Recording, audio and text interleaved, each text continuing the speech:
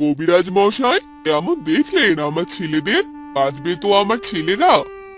মোড়ল মশাই, আপনি নিজেকে শক্ত করুন। আমি যা দেখছি তা মোটেই ভালো নয়। এসব আপনি কি বলছেন কবিরাজ মশাই? আমার যে এই 3 সন্তান ছাড়া আর কেউ নেই। আমি এত ধন সম্পদ দিয়ে কি করব? আপনি একটা উপায় বলুন কবিরাজ মশাই। একটা উপায় আছে মোড়ল মশাই, কিন্তু এটা আপনি করতে পারবেন না। আপনি বলুন কবিরাজ মশাই, যত কঠিনই হোক সেই কাজ আমি করব। আপনার 3 ছেলেকে বিয়ে দিতে হবে, আর বিয়ের পরে অসুস্থ অবস্থায় 3 বউ সহ বনবাসে পাঠাতে হবে। তাহলে ভগবান যদি সায় দেয়। আপনি চিন্তা করবেন না, আমি 1 সপ্তাহের মধ্যে সব করার চেষ্টা করব। এরপর কবিরাজ চলে যায় আর মোড়ল অনেক চিন্তিত হয়ে পড়ে। তুমি এভাবে ভেঙে পড়লে কিভাবে চলবে বলো? তুমি যদি অসুস্থ হয়ে যাও তাহলে তো কিছু করার থাকবে না। আমি যে কিছুই ভাবতে পারছি না। এই মৃত্যু পথযাত্রী 3 ছেলেকে কে করবে বিয়ে? আগে যারা নিজে মেয়ের জন্য আমার ছেলেদের পছন্দ করে রেখেছিল, আজ তারা সবাই মুখ ফিরিয়ে নিচ্ছে। কেউ যে তাদের মেয়ে বিয়ে দিতে রাজি হচ্ছে না।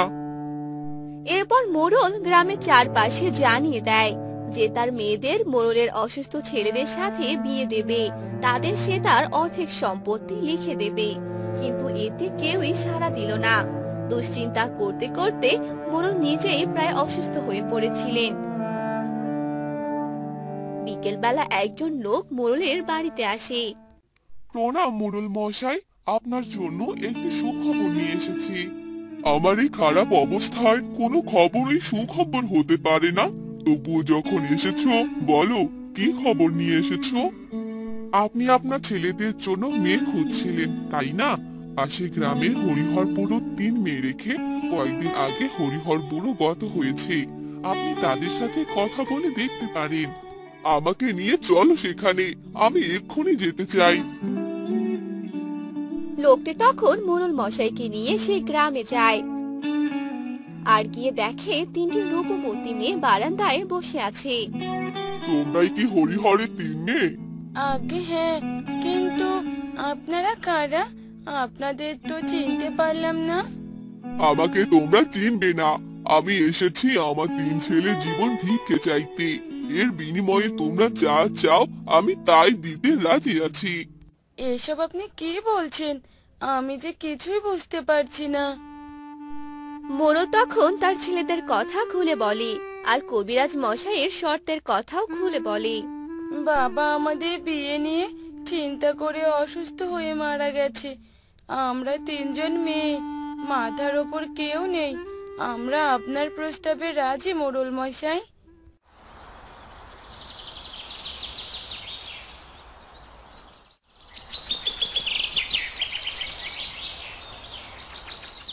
বাবা, আপনি আমাদের যাওয়ার অনুমতি দিন। আমার 3টি ছেলেকে তোমরা দেখে রেখো মা, নিজেদের খেয়াল রেখো। আশীর্বাদ করি তাড়াতাড়ি ফিরে এসো। বাবা, আপনি কোনো চিন্তা করবেন না। আপনার ছেলেদের জীবনের সাথে যে আমাদের 3 বোনের জীবনও জড়িয়ে গেছে। আপনি শুধু 2 হাত ভরে আশীর্বাদ করুন। এরপর তারা 3 বোন মিলে তাদের স্বামী সহ বনবাসে চলে যায়। দিদি, এই গহীন জঙ্গলে থাকার জায়গা পাবো কোথায়? ওনারা যে খোলা আকাশের নিচে শুয়ে আছেন। আমি আসার সময় তাঁবু করার জন্য কিছু জিনিস নিয়ে এসেছি, তা দিয়ে এই জঙ্গলে একটি তাঁবু বানাবো। এরপর তারা 3 বোন মিলে তাঁবু বানাতে শুরু করে আর তাঁবু বানানো শেষ হলে তারা সেখানে একটু বিশ্রাম নিয়ে নেয়। এভাবে কেটে যায় বেশ কিছুদিন।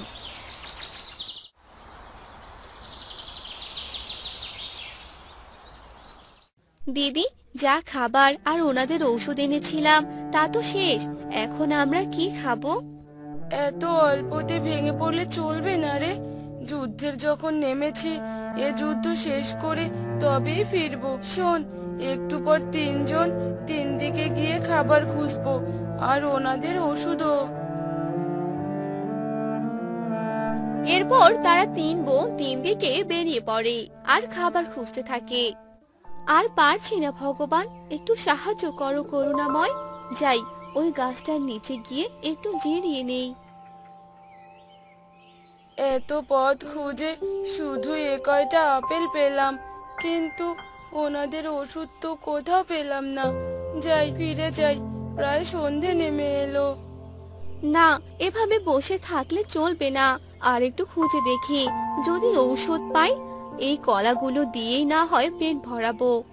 প্রায় সন্ধে, তিন বোন তাঁবুতে ফিরে আসে আর তারা কেউই ওষুধ পায় না। কতদিন হলো ভাত খাই না, মানুষগুলোও যে চোখ খুলে পর্যন্ত তাকায় না। হায় ভগবান, এ কোন পরীক্ষা নিচ্ছ? দিদি, আমি কয়েকটি কলা পেয়েছি, চল দিদি এগুলো খেয়ে নেই। এরপর তারা আপেল, কলা আর আম খেয়ে নেয়। এরপর তারা ঘুমাতে চলে যায়।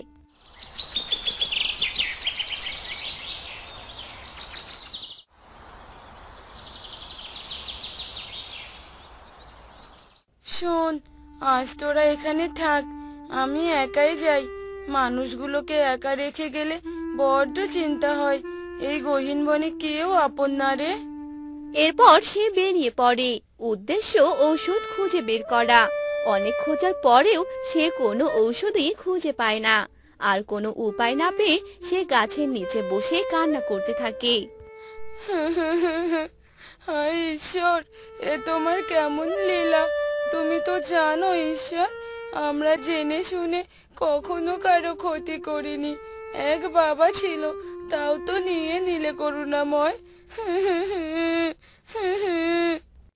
যে গাছের নিচে বসে কান্না করছিল, ঠিক তার পাশে বসে ধ্যান করছিল এক সাধু বাবা। বড় বউয়ের এমন করুণ গলায় কান্নায় তার ধ্যান ভেঙে যায়। আর সে সাধু বাবা উঠে সেখানে আসে। কে মা তুই? এই গহীন বনে এত করুণ কান্না করছিস, কি হয়েছে তোর? সাধু বাবা, আমি যে এক অভাগা স্ত্রী, আমার স্বামী যে মৃত্যু পথযাত্রী। এরপর সাধু বাবাকে সব কথা খুলে বলে। সব শুনে সাধু বাবা অনেক অবাক হয়ে যায় আর মনে মনে অনেক অনুতপ্ত হয়।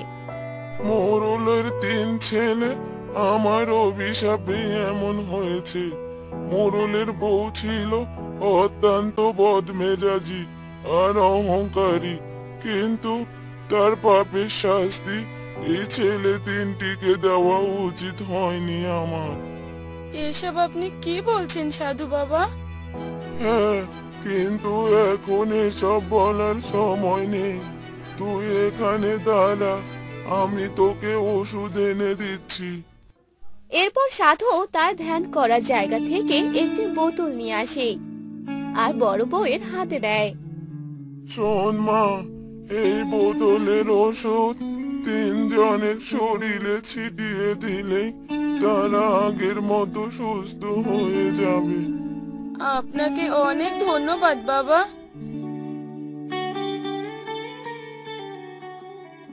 এরপর সে তাঁবুতে ফিরে আসে আর সেই ঔষধ তিনজনের শরীরে ছিটিয়ে দেয়। আর মুহূর্তের মধ্যেই তারা সুস্থ হয়ে যায়।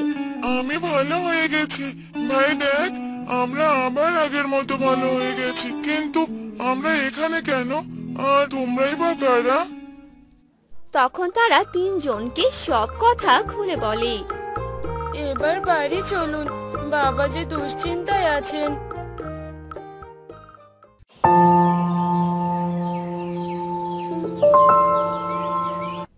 কিরে লক্ষ্মী, স্কুলে যাবি না?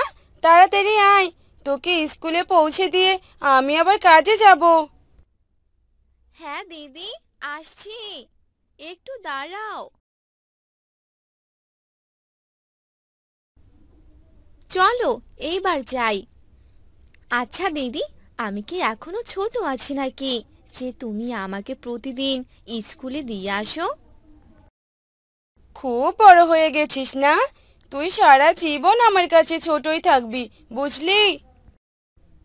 তুমি মানুষের বাড়িতে কাজ করো, আমার জন্য এত কষ্ট করো, আমার ভালো লাগে না সেটা। তোকে আমি অনেক পড়াশোনা করাবো, তোকে নিয়ে যে আমার অনেক স্বপ্ন রে। বাবা মা মারা যাওয়ার সময় তোর দায়িত্ব আমাকে দিয়ে গেছে, সে দায়িত্ব তো আমাকে পালন করতে হবে। পার্বতী লক্ষ্মীকে স্কুলে দিয়ে তার কাজে যায়। এভাবে তাদের দু বোনের সংসার কষ্ট করে চলে। বিকেলে পার্বতী কাজ শেষ করে বাড়ি ফেরে। লক্ষ্মী, লক্ষ্মী, এদিকে আয় তো, জল দে তো একটু। হ্যাঁ দিদি, দিচ্ছি।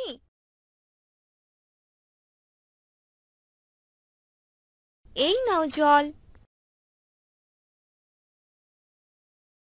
যা, তুই পড়তে বস গিয়ে, আমি রান্না করি গিয়ে, রাতে তো খেতে হবে।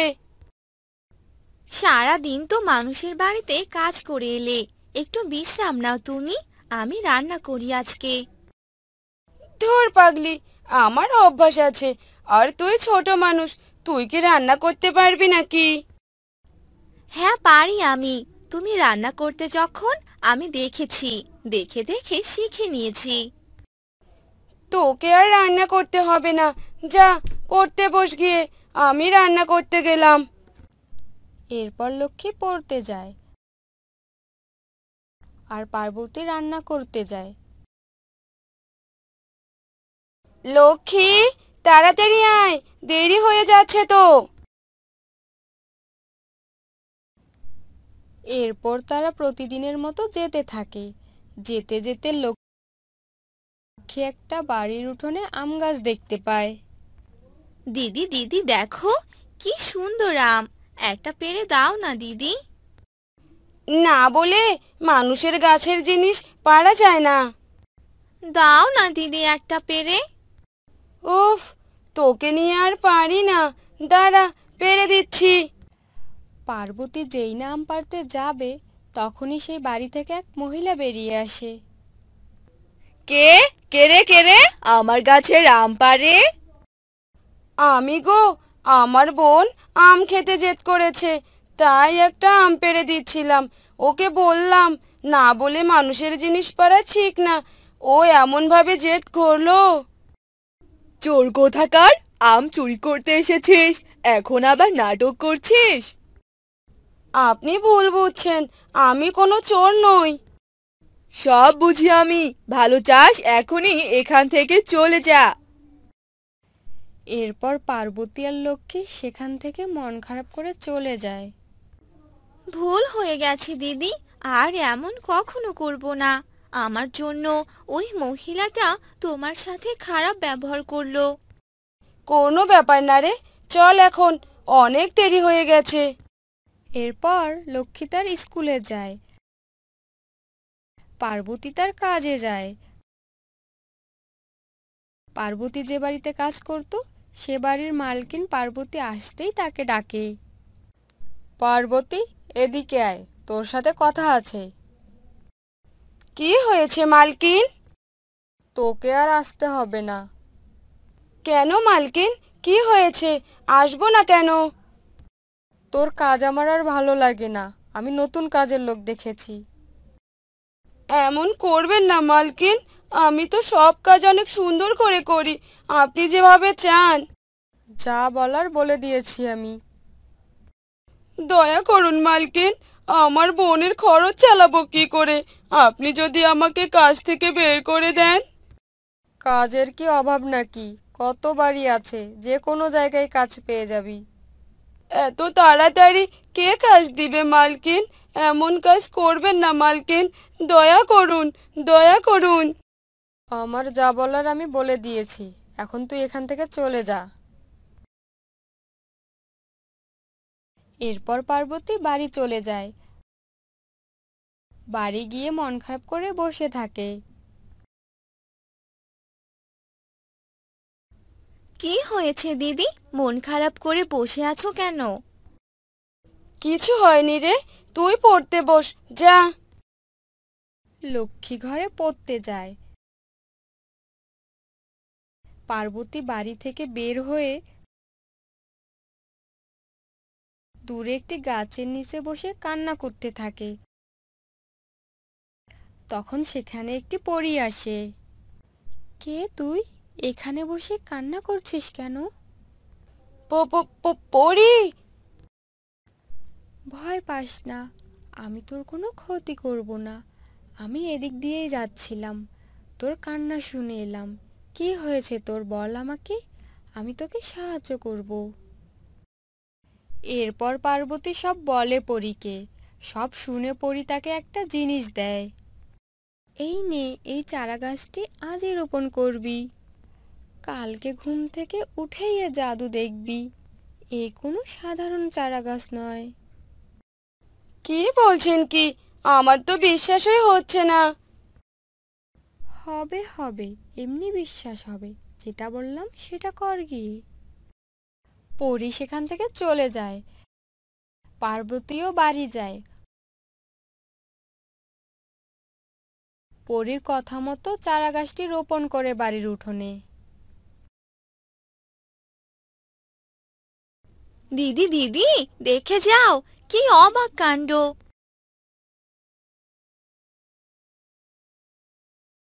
ও মা, এত বড় গাছ! আর এক গাছেই কিনা 7 রকমের ফল! আমি তো আমার চোখেই বিশ্বাস করতে পারছি না। পরি তো ঠিকই বলেছিল। দিদি দিদি, আমাকে ওই আমটা পেড়ে দাও না। দিচ্ছি, দাঁড়া। আমাদের আর কোনো অভাব থাকবে না রে বোন। এই ফলগুলো বাজারে বিক্রি করে আমরা আমাদের সংসার চালাবো। হ্যাঁ দিদি, ঠিক বলেছ। আমাদের আর অভাব থাকবে না, কষ্ট থাকবে না, তোমাকেও আর মানুষের বাড়িতে কাজ করতে হবে না। এরপর লক্ষ্মী আর পার্বতী সুখে শান্তিতে দিন কাটাতে লাগে।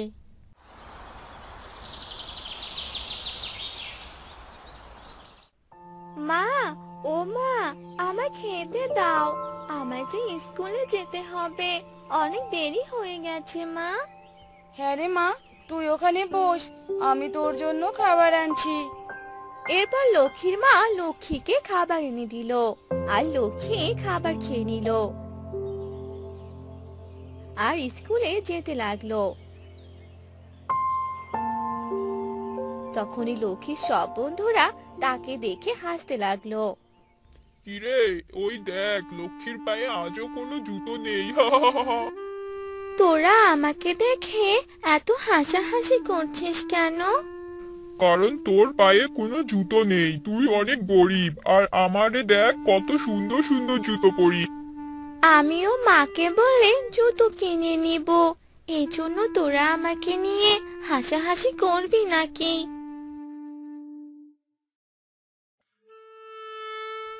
এরপর তারা সবাই স্কুলে চলে গেল।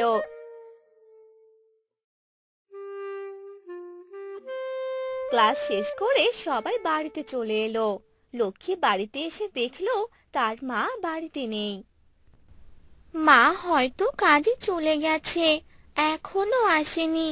কিন্তু আমার তো অনেক খিদে পেয়েছে, এখন আমি কি খাবো? বাড়িতে তো কোনো খাবার নেই। এই বলে লক্ষ্মী ঘরে গিয়ে বসে পড়লো। আর কিছুক্ষণ পরেই লক্ষ্মীর মা সেখানে চলে আসে।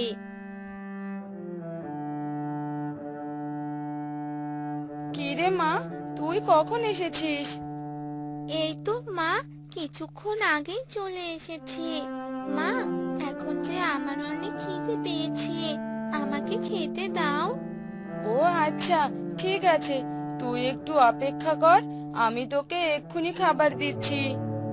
এরপর লক্ষ্মীর মা লক্ষ্মীকে খাবার এনে দিল, আর লক্ষ্মী খাবার খেয়ে নিল। খাওয়া শেষে লক্ষ্মী তার মাকে বলল, মা, আমাকে তুমি কবে জুতো কিনে দিবে বলো তো? সব বন্ধুরা আমাকে দেখে অনেক হাসাহাসি করে। মারে, জুতো কিনতে তো অনেক টাকা লাগবে, এত টাকা আমি কোথায় পাবো রে মা? আমি এত কথা জানি না মা, আমার নতুন জুতো চাই, আর নতুন জুতো কিনে না দিলে আমি আর স্কুলে যাব না। সে কি, এ কি কথা বলছিস রে মা? স্কুলে যাবি না মানে? স্কুলে না গেলে ভালো করে পড়াশোনা করবি কি করে? হ্যাঁ মা, আমি একদম ঠিক বলছি। জুতো কিনে না দিলে আমি আর স্কুলে যাব না। এ কথা বলে লক্ষ্মী সেখান থেকে চলে যায়। আর লক্ষ্মীর মা ভাবতে থাকে। এখন আমি কি করব? জুতো কোথায় পাবো? আমার কাছে যে এখন কোনো টাকা নেই। এ কথা বলে লক্ষ্মীর মা ভাবতে থাকে।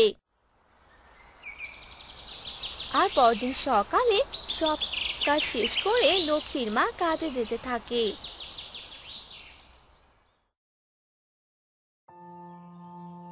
আর তখনই সে রাস্তায় এক জোড়া ছেঁড়া জুতো দেখতে পায়। আরে, এখানে তো এক জোড়া জুতো দেখতে পাচ্ছি। জুতোগুলোও তো ছেঁড়া। এগুলো যদি সেলাই করে দেই তাহলে আমার মেয়ে পরতে পারবে। এই বলে লক্ষ্মীর মা সেই জুতোগুলো একটা গাছের আড়ালে লুকিয়ে রাখলো আর কাজ করতে চলে গেল। আর আসার সময় সে জুতোগুলো নিয়ে বাড়িতে এলো। কিরে মা, স্কুল থেকে কখন এলি? আয়, এখন খাবার খেয়ে নে। না মা, আমি আজ স্কুলে যাইনি। কেন রে, আজ কি স্কুল বন্ধ নাকি? না মা, তুমি আমাকে জুতো কিনে দাওনি, তাই আমি স্কুলে যাইনি। খালি পায়ে স্কুলে গেলে সবাই আমাকে নিয়ে অনেক হাসাহাসি করে, তাই জুতো না কিনে দিলে আমি আর স্কুলে যাব না।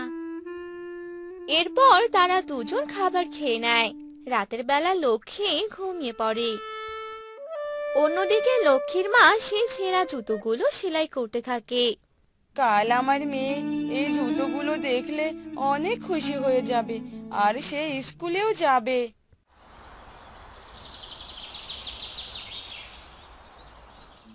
এই নে মা, এই জুতোগুলো তোর। আজ থেকে এই জুতোগুলো পরে তুই স্কুলে যাবি। ও মা, জুতো? জুতোগুলো তো অনেক সুন্দর। আমার এই জুতোগুলো অনেক পছন্দ হয়েছে মা। এরপর লক্ষ্মী সেই জুতোগুলো পরে স্কুলে যেতে থাকে। আরে লক্ষ্মী, তোর জুতোগুলো তো অনেক সুন্দর, মনে হচ্ছে অনেক দাম। এত দামি জুতো তুই কোথায় পেলি রে? এই জুতোগুলো মা আমার জন্য কিনে এনেছে। জুতোগুলো আমার অনেক ভালো লেগেছে। এরপর তারা স্কুলে চলে গেল। ক্লাস শেষ করে তারা সবাই খেলা করছিল। তখনই জুতোগুলো এক কোণায় রেখে সে খেলছিল।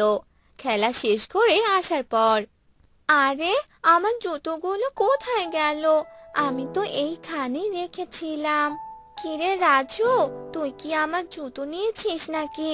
আমি যে আমার জুতোগুলো কোথাও পাচ্ছি না। আমি কেন তোর জুতো নিব? আমাকে দেখে কি তোর চোর মনে হয় নাকি? তাহলে জুতোগুলো কোথায় গেল? লক্ষ্মী অনেকবার খুঁজলো, কিন্তু কোথাও খুঁজে পেল না। এরপর লক্ষ্মী বাড়িতে চলে গেল। কিরে মা, তোর বাড়িতে আসতে এত দেরি হলো কেন? মা, আমি যে আমার জুতোগুলো হারিয়ে ফেলেছি। কি বলিস? একদিনই জুতোগুলো হারিয়ে ফেললি?